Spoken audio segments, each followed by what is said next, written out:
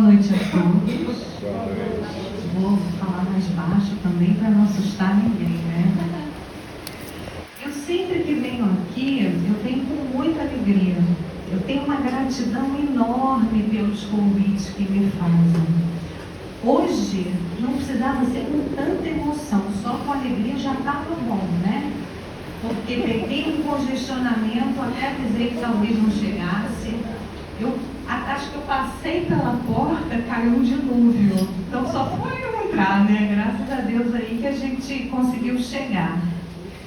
Mas eu sempre venho com muita gratidão, porque essa reunião dá pra gente uma bendita oportunidade da gente conhecer coisas novas, da gente ver até de uma outra forma aquilo que a gente já conhece, da gente ressignificar coisas, crenças.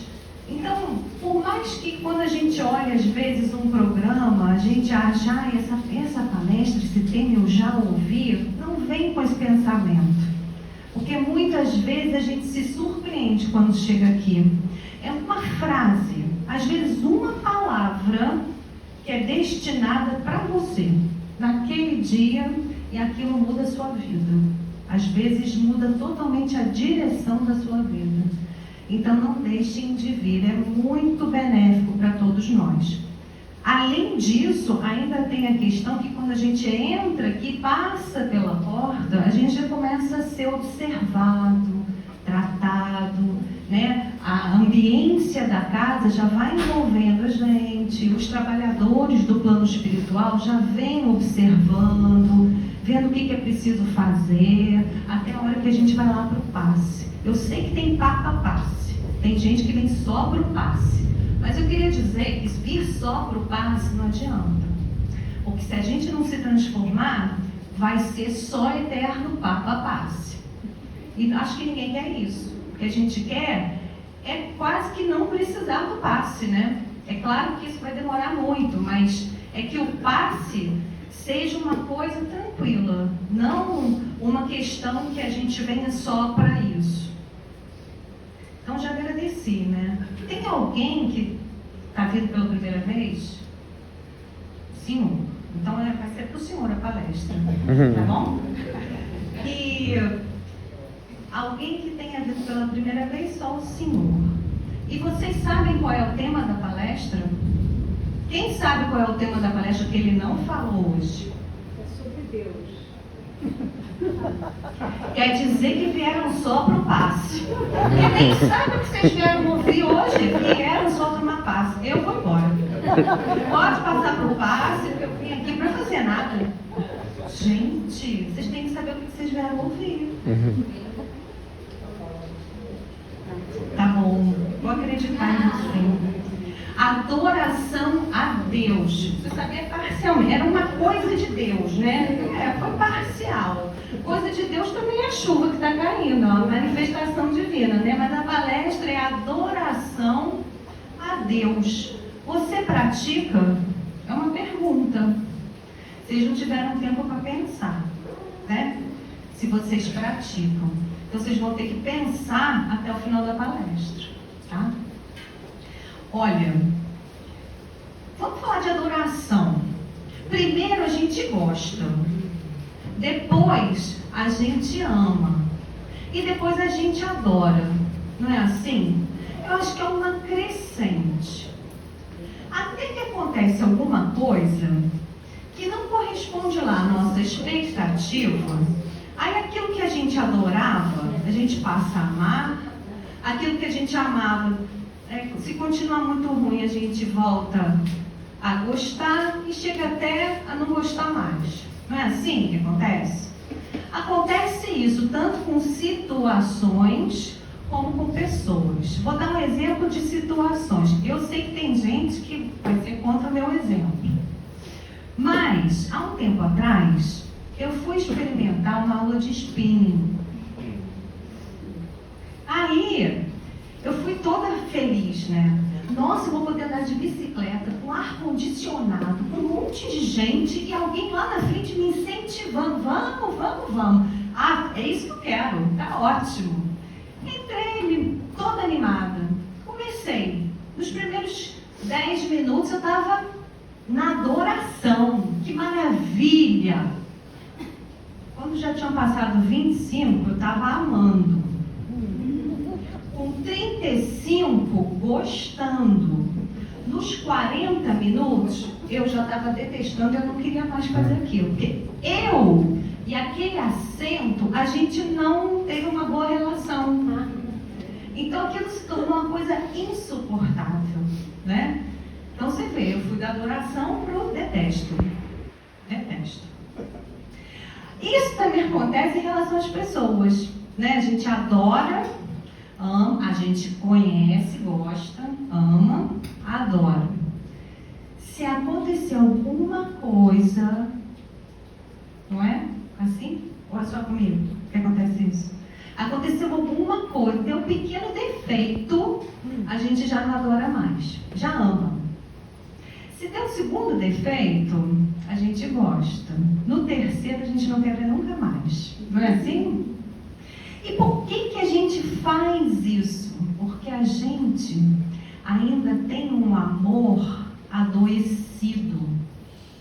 Paulo, lá, 50 depois de Cristo, fez uma carta aos Coríntios 13, que fala o que é o amor. Ele fala que o amor não é egoísta, o amor cobre uma multidão de pecados, a gente já sabe, né? Mas Paulo diz que não é egoísta, que o amor não é grosseiro, que o amor, ele é paciente e bondoso. Tudo aquilo que a gente costuma ver nos relacionamentos, eu não sei, porque eu acho que eu tenho um problema lá nas minhas mídias sociais.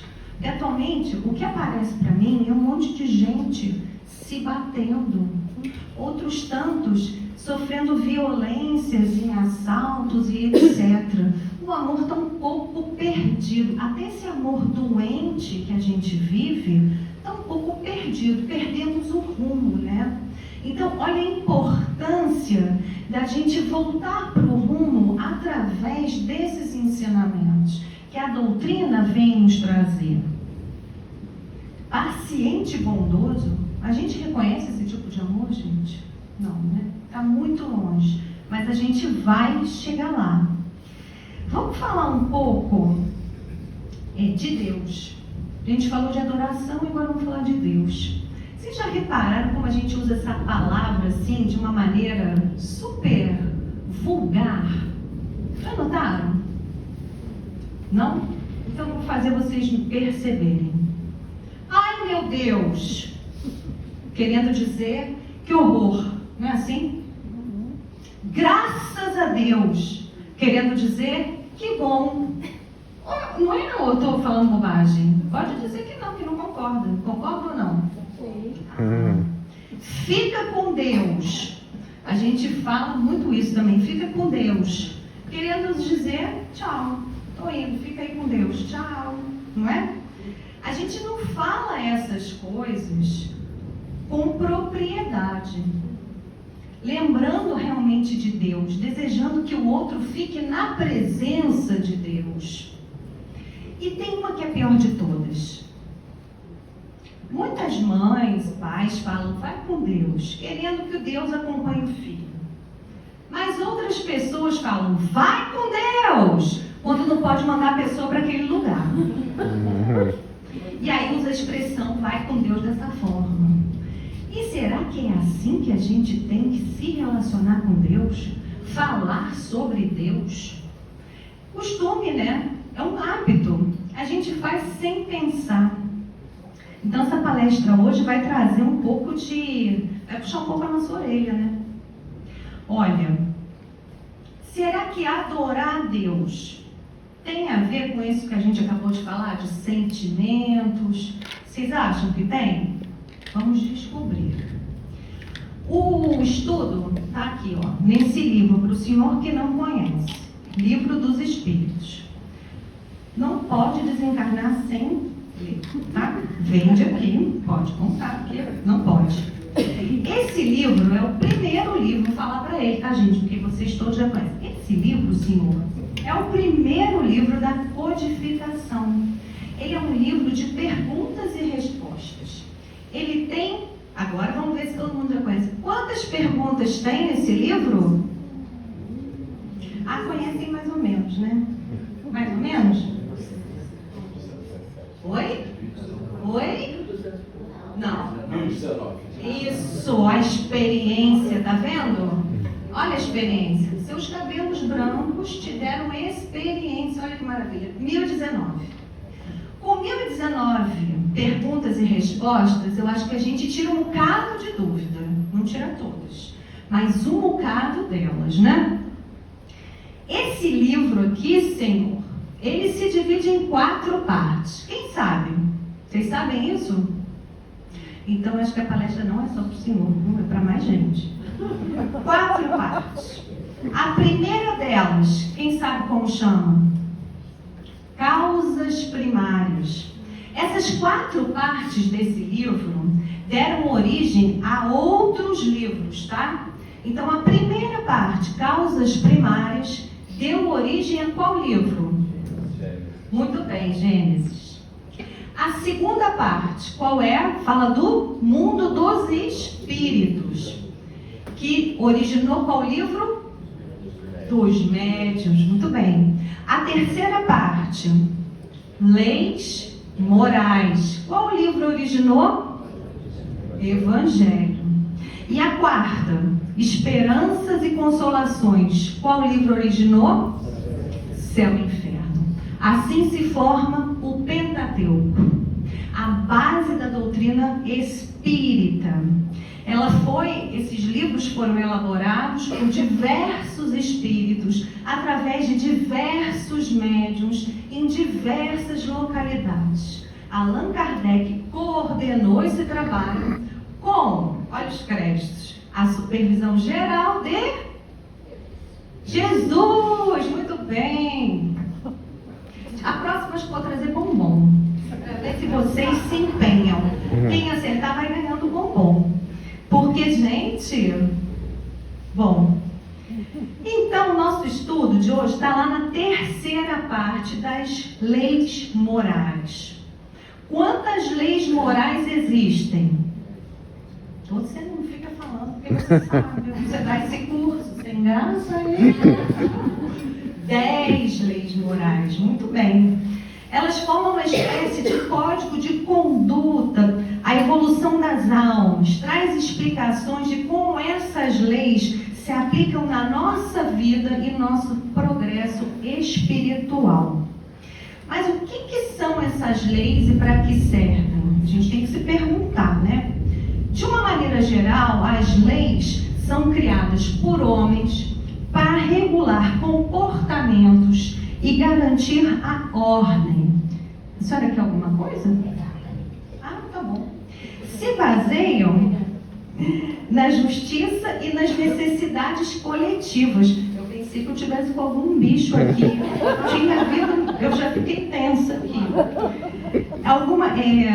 E nas necessidades coletivas, sendo então, com o tempo, elas passíveis de mudanças, de acordo com a evolução, né? Dos entendimentos sociais, culturais, e também são diferentes de acordo com a região. Está um pouco dando eco, não? Por outro lado, a doutrina, segundo lá ensina a doutrina espírita, as leis divinas, elas são diferentes. Essas apresentadas na codificação, elas são princípios universais, eternos, que regem as relações e o progresso espiritual dos seres.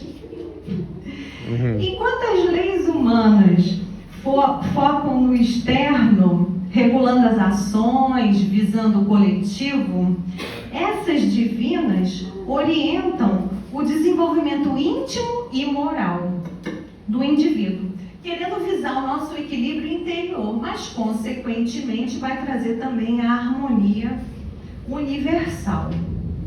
Sendo assim, as leis morais, segundo o Espiritismo, elas são imutáveis Elas se aplicam independente do contexto social, cultural, temporal, conduzindo então a verdadeira justiça, amor e caridade. Elas abrangem dessa forma como que a gente vai interagir no mundo, ao nosso redor, e até a maneira como é que a gente vai lidar com os nossos próprios desafios interiores, que são os nossos desafios existenciais. Compreender então essas leis, segundo a doutrina espírita, nos dá uma base sólida para a gente enfrentar os desafios com sabedoria e com equilíbrio. Afinal, esses princípios eternizados na doutrina orientam sobre viver em harmonia junto às leis universais. Ao aplicar essas leis no nosso cotidiano, a gente não só melhora a nossa jornada na Terra, como a gente melhora também o convívio com todos aqueles ao nosso redor. Então a gente já sabe que elas estão lá no Livro dos Espíritos, na que parte? 1, 2 ou 3? Mas que gente, vocês já jantaram? Vocês estão com sono? 1, 2 ou 3 a parte? 3, gente, com força. 3, com ânimo. 3. Então, olha, a primeira dessas 10 leis morais é a lei da adoração, que é o objeto do nosso estudo de hoje. Assim como, presta atenção, olha, o primeiro mandamento, aquele que Jesus nos trouxe para a humanidade, quando ele foi lá contestado pelo doutor da lei, que queria tentar ele, perguntou qual é o maior mandamento, o que Jesus respondeu? Amarás o Senhor teu Deus, eu pensei que fosse teu coro, de todo o seu coração, espírito e entendimento. Assim como o segundo, será que agora vai ter o coro? Amarás ao teu próximo como a ti mesmo. Pelo menos a segunda teve. Então, gente, a primeira lei moral está falando de adoração. E o primeiro mandamento está falando de amar a Deus. A gente percebe que ambas estão falando de Deus e do nosso relacionamento com Ele. Por acaso? Não é por acaso. É pela importância que esse relacionamento tem. Vamos refletir então sobre o significado e o objetivo da adoração segundo o Espiritismo. A adoração ela acompanha então o processo evolutivo do homem. Houve tempos que haviam vários deuses, o politeísmo. Na sua ignorância de conceber um ser imaterial, sem forma determinada, agindo sobre a matéria, o homem deu as características da natureza corporal, ou seja, uma forma e uma figura. Tudo que ele não compreendia devia ser obra, então, de um poder sobrenatural. Daí a gente vê o Deus que a gente ouviu há pouco, trovão, do mar, do vento, de não sei o que, tudo tinha Deus, né? Outra consideração que a gente precisa fazer é que naquela época eles acreditavam que a presença de Deus só se encontrava dentro de um templo, de um local físico, né? Vamos falar agora dos sacrifícios. Os homens da antiguidade, eles não compreendiam a bondade de Deus, não. Entre os povos primitivos, a matéria era muito mais importante do que o espírito, né? Então, sacrificavam animais e seres humanos, homens. Vocês lembram da história de Abraão? Vocês lembram? 2000 antes de Cristo, Abraão, Deus pediu a Abraão que sacrificasse o seu filho, Isaque, como uma prova de fé, né? de submissão de Abraão. E Abraão vai, gente. Imagina isso, você sacrificar o seu filho. Abraão vai, coloca ele lá sobre a pedra, assim conta os relatos, né? Fez aquilo com muita dificuldade. No momento que ele ia fazer o sacrifício, um anjo intervém. Deus providencia então um carneiro que então é sacrificado no lugar desse filho. Já tempos depois, mais ou menos 1400 antes de Cristo, Moisés, na época de Moisés, já era proibido então o sacrifício humano. Eles não faziam isso por crueldade, não. É por ignorância mesmo. Eles acreditavam que o sacrifício era agradável a Deus. Deus que não julga a intenção. Portanto, Deus levava em conta o pensamento e não o ato. Para se alguém estiver questionando aí, como é que se dava essas questões quando as pessoas faziam sacrifícios, se Deus, como é que Deus se sentia? Ele entendia que naquele momento, aquela ignorância, o desconhecimento deles era uma tentativa de agradar. Então, tirava o peso, do sacrifício em si. À medida que o homem, então, evolui intelectualmente e moralmente, ele muda a sua concepção de Deus e a sua maneira de adorá-lo. Hoje a gente não faz mais isso, Não é? Sim? Não? Mais ou menos? Vocês estão entendendo, gente? Tá dando para entender? Eu cheguei meio esbaforida, posso estar confusa, mas eu acho que não, Qual é o objetivo, então? Primeiro, o que é adoração? Para a doutrina espírita, adoração não tem nada a ver com aquela historinha lá do começo que eu falei do sentimento. Adoração significa elevar o pensamento a Deus. Aí se eu perguntasse agora de novo, adoração a Deus você pratica? A resposta já ia ser outra, E qual é o objetivo dessa adoração a Deus? Elevar o pensamento a Deus. É porque dessa forma a alma se aproxima de Deus.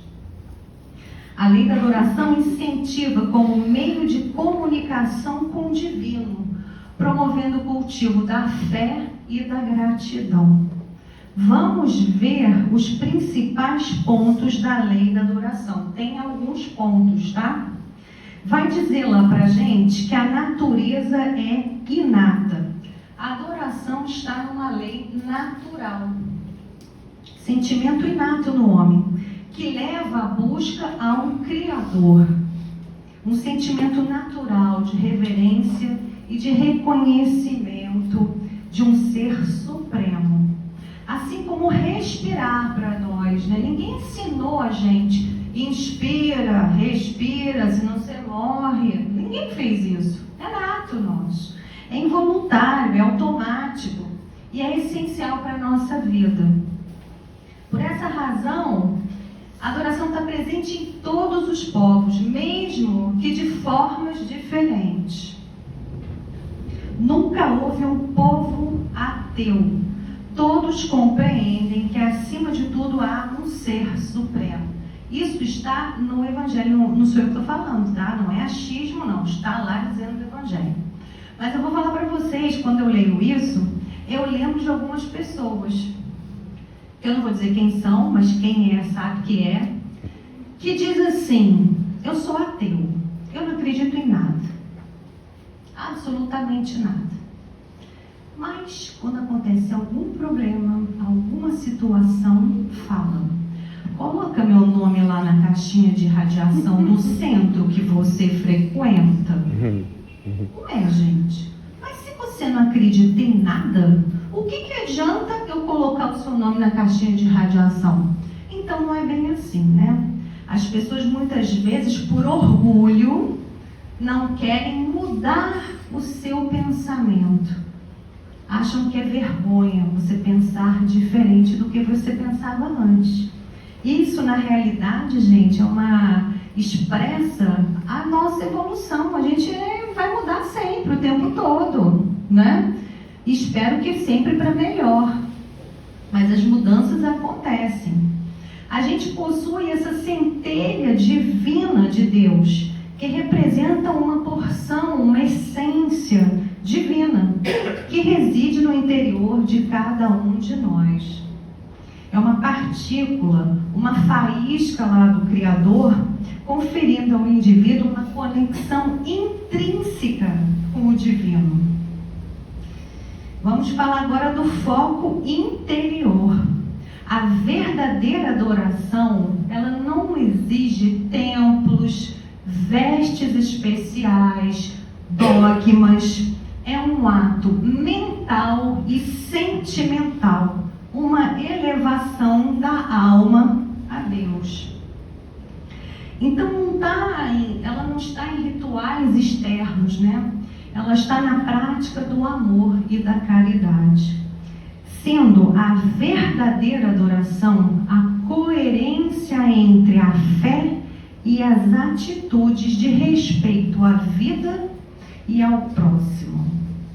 Então isso significa que a gente não deveria fumar, beber, jogar, ter qualquer vício, agredir ou odiar o próximo, não é?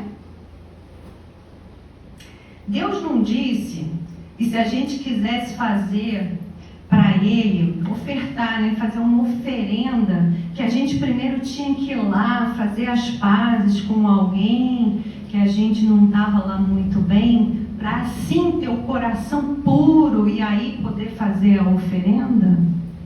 Então é bem isso, a adoração é bem por aí, né? A adoração exterior, ela é útil e dá um bom exemplo, mas aqueles que praticam com fingimento, né, contrariando o objetivo, dão um mau exemplo e não sabem o quanto esse exemplo é mau, tá? Isso lembra o mal que se causa, né, fazendo isso. Isso lembra, na época de Jesus, que alguns homens se encontravam nas esquinas para fazer orações, preces. E eles faziam oração meio que com o olho fechado e o outro aberto, para ver se eles estavam sendo observados, porque eles queriam ser notados. Olha como a gente é cumpridor dos nossos deveres. Isso é verdadeiro? Não é, isso é uma hipocrisia. Ação e coerência. Adorar a Deus é, acima de tudo, respeitar a sua criação, praticar o amor e a caridade.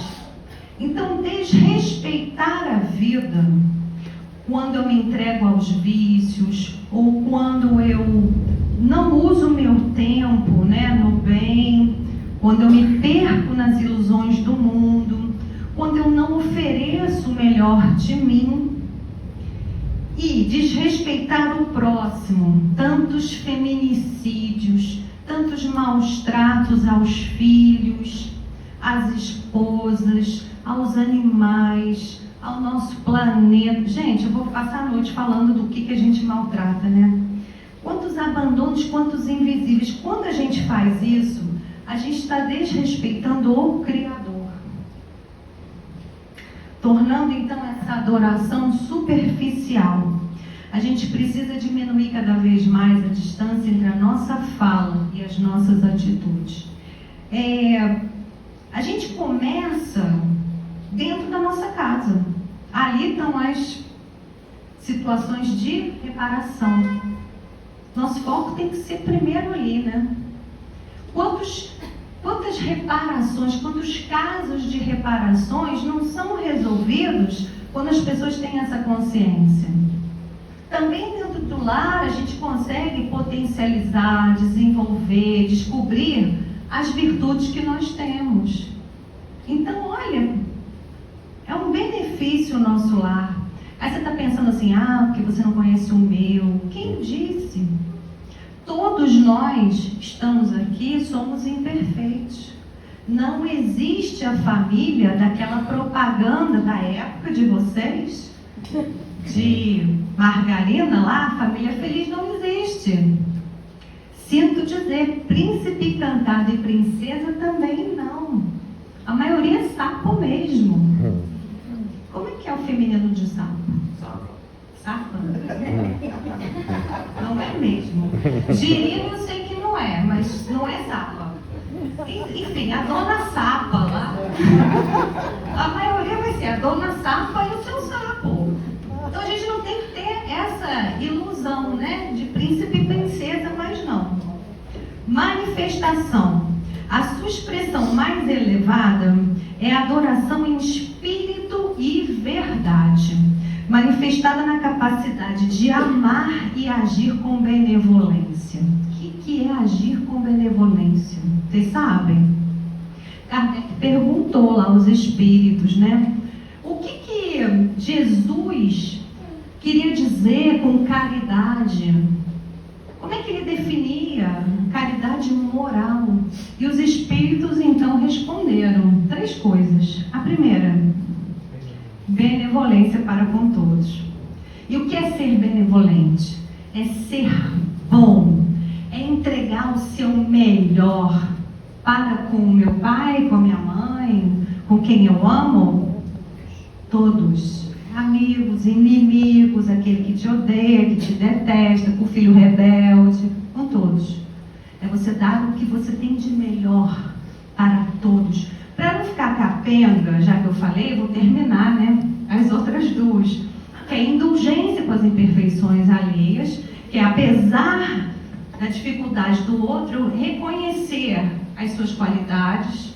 E a última é perdão das ofensas, 70 vezes 7. Né? São essas 3 práticas aí que é a caridade definida por Jesus. E no cumprimento das leis divinas através das nossas ações. E não das formalidades. Então aqui é o que? Dai de graça aquilo que recebeste de graça. É um testemunho contínuo de atitude. Eu defino de uma outra forma. Eu falo assim: adorar a Deus ou amar a Deus é conhecer as leis divinas, é respeitar essas leis e praticar essas leis. Eu defino dessa maneira. Mas eu não sou Kardec, eu sou só Daniela. Então isso é para mim. Me facilita. Vamos falar então agora da adoração coletiva. A união de pensamentos e sentimentos em um grupo com o mesmo foco, a gente não tem dúvida que atrai os bons espíritos e a gente faz uma conexão com o divino, né? Alguém tem alguma dúvida disso? Tem dúvida de que aqui a gente está envolvido, né, com espíritos bons? Não. Sim ou não? Não. Gente, ó, sim é assim, não é assim. Então, sim ou não? Mas tem gente rebelde hoje aqui, hein? Deus está vendo, hein? Não sou eu não, é Deus que está vendo. O mesmo acontece então quando a gente se reúne em grupo para adorar a Deus, não é diferente. Mas isso não significa que a adoração privativa e individual não tenha o seu valor, tá? Mas a gente não tem dúvida que quando a gente se reúne aqui, a primeira coisa que o nosso amigo aqui falou foi: vamos elevar o nosso pensamento a Deus. Vocês viram que ele falou isso? Foi a primeira frase dele. Alguém tem dúvida do poder da água fluidificada que está lá fora? Do passe que vai receber? Não tem, né? Estamos aqui reunidos, adorando a Deus. Estamos aqui elevando o nosso pensamento a Deus, falando de Deus, estudando os ensinamentos, reconhecendo a grandiosidade desses ensinamentos, a sua importância, não é isso? Então a presença divina está aqui entre nós? Ah, que bom, nem precisei fazer sim ou não agora. Até o final eu acho que eu vou conseguir que eles me respondam. Eu tenho essa impressão. Intenção. A intenção e o sentimento por trás dos atos são mais importantes para Deus do que as formas externas ou a mera repetição de preces. Vocês já viram que tem gente que, como é que faz? Reza o terço, já viram? Sei lá, vamos dizer que seja Ave Maria. Ou tem que ser o Pai Nosso? Não sei. Qualquer uma das duas. Ave Maria cheia de graças. E olha, vai chover. O Senhor é convosco. Fulano, onde você vai? Gente, é um automatismo. Mas está prestando atenção em tudo que está acontecendo na casa. Isso tem algum valor? Não tem valor nenhum. A adoração verdadeira, ela é do fundo do nosso coração, com sinceridade. Lá no Livro dos Espíritos, na questão 653, fala, olha, presta atenção, presta muita atenção sobre as vossas ações, porque o Senhor observa a todos. Ui, que medo, né?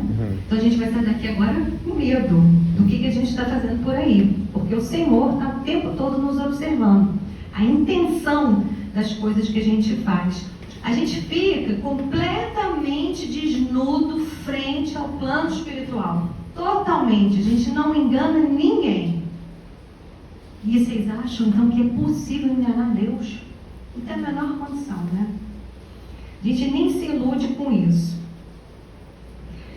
É hipócrita e dá mau exemplo aquele cuja adoração é afetada e contradiz com aquilo que ele faz. Ele sendo um tirano, ele sendo orgulhoso, ele sendo invejoso, ambicioso, ou tendo assim um olhar implacável e duro contra o outro, né? Olha a necessidade que a gente tem do autoconhecimento e da transformação moral. Vida contemplativa, tá acabando, não desanime. A vida aquele que passa todo o tempo na meditação e na contemplação. O que é contemplação? Alguém sabe? É aquela pessoa que fica só pensando em Deus, só. Então, aquele que passa a vida inteira só meditando ou só pensando a Deus, eu sinto muito dizer que não tem mérito nenhum perante Deus. Acreditam nisso? Nenhum. Porque eles não fazem o mal, é claro, mas também não fazem o bem. E quando a gente não faz o bem, o mal já estamos fazendo. Por quê? O que é o mal? É a ausência do bem. Foi muito rápido, vocês entenderam? Eu repito. Deu para entender? O senhor entendeu? Então tá bom. Porque às vezes na primeira vez não vai voltar nunca mais, né? Eu não entendi nada. A menina falou uns negócios. Menina, olha como eu sou generosa comigo. A menina falou um negócio lá, eu não entendi nada.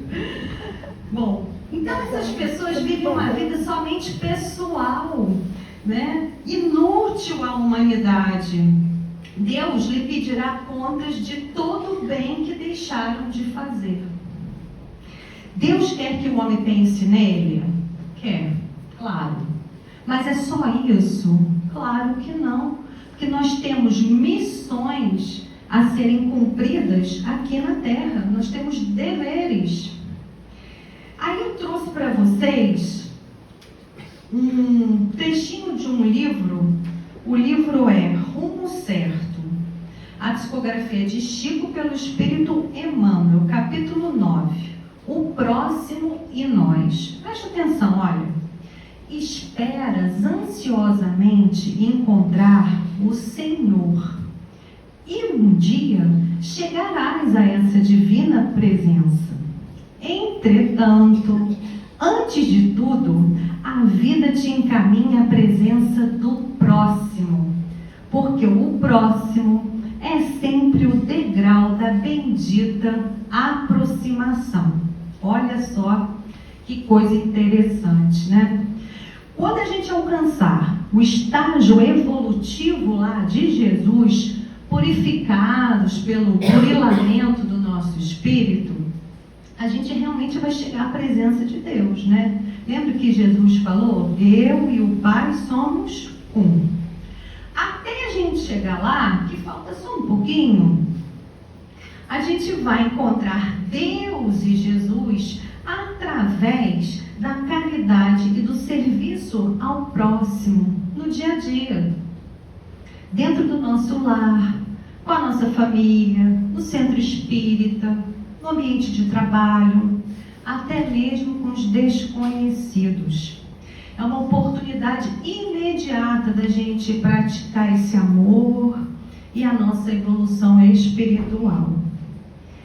Muitas vezes a gente pensa que Deus não tem nada para fazer, não. Está lá, sim, à nossa disposição para nos servir a hora que a gente quer. Mas, na realidade, é exatamente o contrário. Nós somos os servos de Deus. Vocês sabiam disso? Estamos aqui para servir a Deus.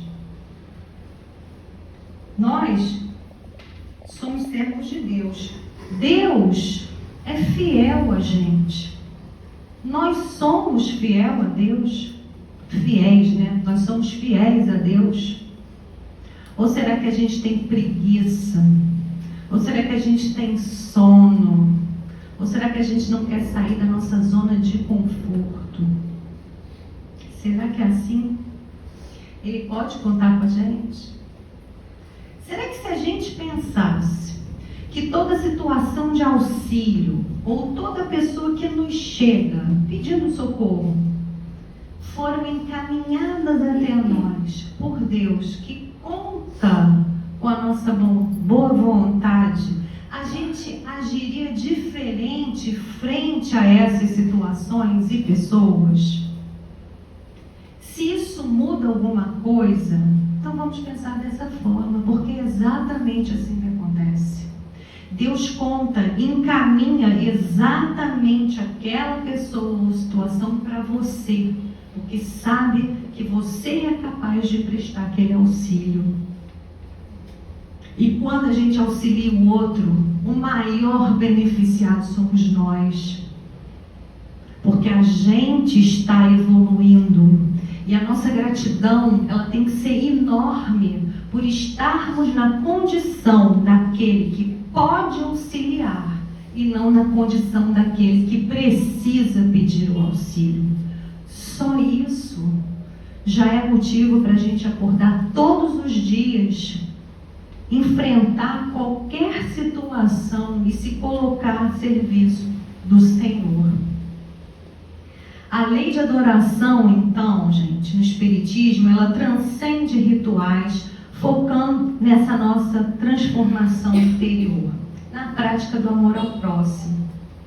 O maior louvor a Deus, seguindo o ensinamento de Jesus, que é amar, adorar em espírito e em verdade. A gente não pode sair daqui hoje esquecendo disso. Em espírito é com a nossa essência, espírito que somos, e em verdade, sendo verdadeiros primeiro com a gente mesmo, segundo com o nosso Criador, que é a quem a gente deve, né?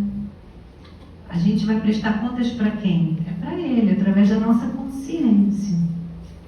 A adoração, ela é então inata, é uma elevação do pensamento a Deus, assim como a prece e o louvor são a manifestação da adoração, gratidão e reconhecimento da grandeza de Deus. A gente pode expressar isso através de várias coisas, do canto, da meditação, da prece. Essa conexão com Deus, ela vai ser diferente, ela é muito particular, pessoal, porque vai depender das experiências de cada um e do estágio evolutivo que cada um se encontra. Vocês deram tanta sorte que eu ia cantar hoje, mas eu não vou, porque a gente não conseguiu transmitir hoje. Então, olha só a sorte de vocês, gente. Não vou cantar nada. Onde é que a gente deve adorar, então? Onde é que a gente deve elevar o nosso pensamento a Deus?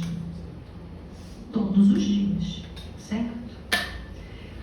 Ao acordar, a gente deve, na hora de dormir, antes das refeições, quando a gente está passando por uma situação difícil, quando a situação é muito boa, Quando a gente está enfermo, quando a gente quer se curar, tudo isso a gente deve levar o nosso pensamento a Deus? Deve. Quando a gente está desequilibrado no trânsito, quando a gente chega em cima da hora da palestra, a gente precisa se purificar, porque veio quase tendo um infarto, a gente eleva o pensamento a Deus? Eleva. E a gente é atendido sempre. Sempre. Não tenho a menor dúvida. Nenhum pedido, nenhuma prece fica sem resposta. Pode não ser a resposta que a gente gostaria de ouvir, mas a resposta vem. Basta a gente aceitar. E quanto que a gente precisa elevar o nosso pensamento a Deus e adorar a Deus, principalmente na época do carnaval, que está chegando aí, né? Onde a psicosfera fica densa, pesada, as pessoas ficam meio entorpecidas, né? Então, para a gente não se misturar, não entrar nessa ambiência ruim, a gente eleva o pensamento a Deus. Não precisa fazer retiro, ficar isolado, mas faça as suas preces, leve o seu pensamento a Deus, leia um livro, ouça uma boa música, que assim a gente consegue se manter parcialmente equilibrado, né? Porque é difícil nessas ocasiões. Eu falei que eu não ia cantar e não vou mesmo, não se assustem. Não estou voltando atrás, não. Mas eu quero fazer um convite. A gente está falando hoje de adoração a Deus. Então eu vou fazer um convite para todos nós adorarmos a Deus agora em conjunto, através de uma pequena meditação, tá? Então convido todo mundo a fechar os olhos, se acomodar nas poltronas. Não é para dormir, mas é para ficar confortável. Elevando o nosso pensamento a Deus, deixando esses minutinhos, qualquer preocupação, qualquer problema, afastados da nossa mente nesse momento, para que a gente possa perceber essa ambiência que nos envolve nesse momento. Vamos elevar o nosso pensamento a Deus, reconhecendo a sua magnitude, o Ser Supremo que é, a sua bondade infinita, misericórdia e justiça aos teus filhos, criados simples e ignorantes, com a tua centelha divina latente. Vós, a quem carinhosamente chamamos diabo, paizinho, que nos é fiel em todo momento, não se importando o tamanho da nossa queda, que nunca nos desampara, que tantos livramentos nos proporciona, que tantas oportunidades de aprendizado nos oferta, sempre auxiliados pelo envio dos teus mensageiros, pelos bons espíritos, pelos nossos mentores, presenças constantes na nossa jornada. Gratidão, Pai, por nos envolver a todos com teu amor infinito, tua misericórdia, e por essa oportunidade bendita de estarmos todos juntos, reunidos em teu nome. Derrama sobre nós as tuas bênçãos, que a tua graça se faça em nós hoje e para sempre. Graças a Deus. Muita paz.